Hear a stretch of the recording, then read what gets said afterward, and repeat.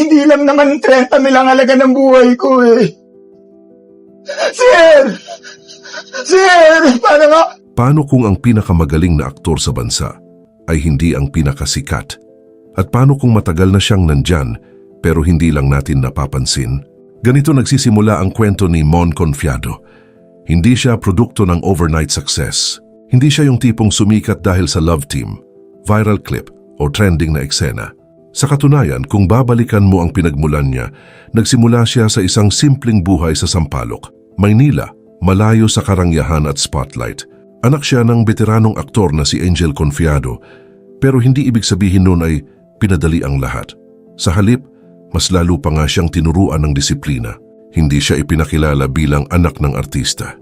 Hindi siya inilagay agad sa harap ng kamera bilang bida. Pinabayaan siyang magsimula sa pinakailalim, extra, stuntman, clapper boy, mga trabahong halos walang nakakakita, mga papel na walang pangalan, mga eksenang hindi para sumikat kundi para matuto. Habang ang iba ay umaakyat agad sa spotlight, si Mon natutong tumakbo sa gilid ng frame, tumanggap ng suntok sa eksena at manahimik habang inoobserbahan ang bawat galaw sa set. Doon niya natutunan na ang pag-arte ay hindi lang talento kundi tiyaga, disiplina at pag-unawa sa tao. At hindi lang iyon, pinagtapos pa siya ng Civil Engineering sa Mapua Institute of Technology, isang kursong praktikal, may seguridad, may malinaw na direksyon. Pero hindi iyon ang mahal niya. Kahit may diploma siya, kahit kaya niyang maging engineer, hindi doon ang puso niya. Ang puso niya nasa set, sa proseso ng pagbuo ng karakter, sa hirap ng transformation. Pinili niya ang showbiz hindi dahil madali, kundi dahil mahal niya ito. Para sa kanya, ang pag-arte ay hindi lang trabaho. Isa itong panata, isang disiplina at halos isang uri ng sakripisyo na hindi lahat kayang panindigan. Pero bago po ang lahat, baka pwedeng palike muna ang video na ito. Isang simpleng click lang, pero malaking tulong yan sa aming mga content creators para makagawa pa ng mga kwentong gaya nito. Maraming salamat po. At dito mas lalong lumalalim ang kwento niya dahil ang pinili niya ay hindi lang career, kundi isang buhay na paulit-ulit niyang binubuo at winawasak sa bawat papel na ginagampanan niya. At doon nagsimula ang mabagal pero matibay na pagangat ng kanyang pangalan. Hindi siya sumikat agad. Inabot siya ng maraming taon na puro supporting roles, kontrabida, at karakter na hindi bida pero laging may impact. Unti-unti nakilala siya hindi dahil sa ingay, kundi dahil sa lalim. Habang ang iba ay bumubuo ng image, si Mon winawasak ang sarili niyang identity para maging ibang tao sa bawat role. Kaya siya tinawag na Master Chameleon. Hindi siya umaarte para magustuhan, umaarte siya para paniwalaan. At iyon ang malaking kaibahan. Pero eto ang tanong, kung ganito siya kagaling, bakit hindi siya ang pinakasikat? Dahil sa sistemang mas pinapahalagahan ang kasikatan kaysa kakayahan. Kung saan mas mahalaga ang dami ng followers kaysa lalim ng talento. Kung saan mas mabilis sumikat ang maingay kaysa sa mahusay. Kaya nagiging baliktad ang realidad, yung tunay na magaling hindi laging nasa spotlight. At si Mon Confiado nandun sa gitna, hindi nawawala pero hindi rin fully tinuturing na mainstream superstar. Mas nakakagulat pa, sa labas ng bansa mas malinaw ang tingin sa kanya.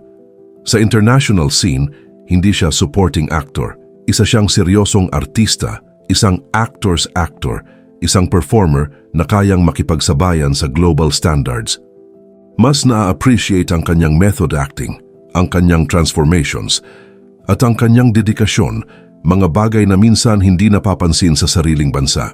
At dito pa lalong lumalalim ang kanyang kredibilidad dahil nakatrabaho niya ang ilang kilalang international actors tulad nina David Hasselhoff, Rod Steiger, Casper Van Dien, Michael Dudikoff at Kwak Do-won, mga pangalan na hindi basta-basta nakakatrabaho ng kahit sinong artista. Ibig sabihin ang tingin sa kanya sa labas ay hindi supporting, kundi world-class. Ironically, kung saan siya hindi gaanong pinapansin, doon siya nagmula. At kung saan siya dayuhan, doon siya mas kinikilala. Pero hindi lang audience ang may respeto sa kanya, pati kapwa-artista. Siya yung aktor na kinatatakutan sa eksena hindi dahil sa attitude, kundi dahil sa galing. Yung tipong kapag kasama mo sa scene, kailangan mong galingan kasi hindi ka niya sasabayan. Hihigitan ka niya. Pero sa likod ng kamera, kabaligtaran. Walang ego, walang yabang, handang magturo, handang tumulong. Kaya hindi lang siya hinahangaan, nirerespeto siya bilang artista, bilang profesional, bilang tao. Sa screen, intimidating, mabigat, minsan nakakatakot.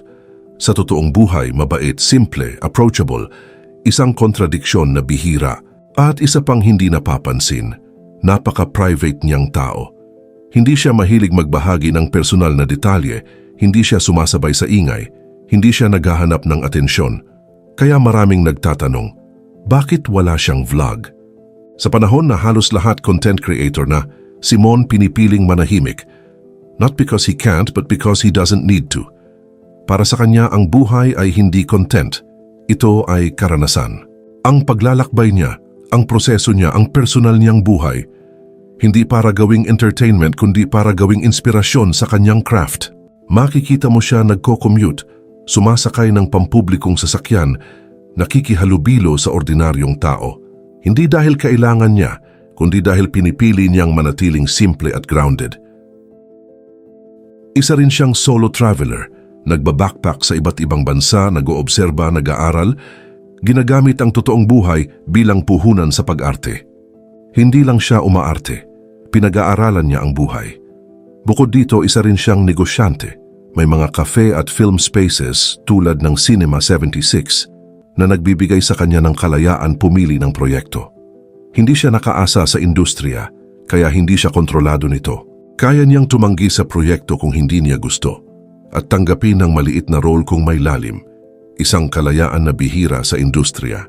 Sa personal na buhay, matagal siyang nakarelasyon ni Ines Veneracion at kahit naghiwalay, nanatili siyang father figure sa mga anak nito.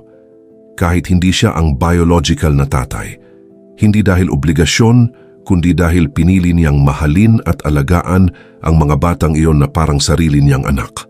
At nang tanungin siya kung papasok ba siya sa politika, lalo na't ginampanan niya ang mga leader tulad ni Emilio Aguinaldo, simple lang ang sagot niya, hindi. Walang paligoy-ligoy. Hindi siya interesado. Hindi niya nakikita ang sarili niya doon at mas gusto niyang manatili sa sining kaysa pumasok sa sistemang hindi niya kayang sikmurain. Sa panahon na maraming artista gumagamit ng kasikatan para sa kapangyarihan, pinili niyang manatili sa craft. Pero kahit ganito siya, hindi siya nakaiwas sa kontrobersya. Noong 2024, nasangkot siya sa viral fake story. Para sa iba, biro lang, pero para sa kanya reputasyon ang nakataya. Nahati ang opinyon. May nagsabing masyado siyang seryoso, may nagsabing hindi niya gets ang internet culture, pero para sa isang taong nagsimula sa wala, pinili ang passion kaysa seguridad at binuo ang pangalan sa loob ng dekada. Sapat ba ang joke lang para sirain iyon? Hindi lahat ng viral ay inosente. Hindi lahat ng tahimik ay mahina. Minsan ang paninindigan ay hindi maingay pero matibay. At dito mo marirealize, ang tunay na lakas ay hindi nakikita sa dami ng followers, kundi sa lalim ng prinsipyo. Ngayon 2026, malinaw, si Mon Confiado nandito pa rin. Aktibo, in demand, patuloy na gumagawa ng kalidad na proyekto. Hindi siya nawala, hindi lang siya sumabay sa uso. Kasi ang totoo, hindi siya ginawa para sa uso, ginawa siya para sa sining. At mahal niya ito, hindi dahil sa kasikatan, kundi dahil sa kahulugan.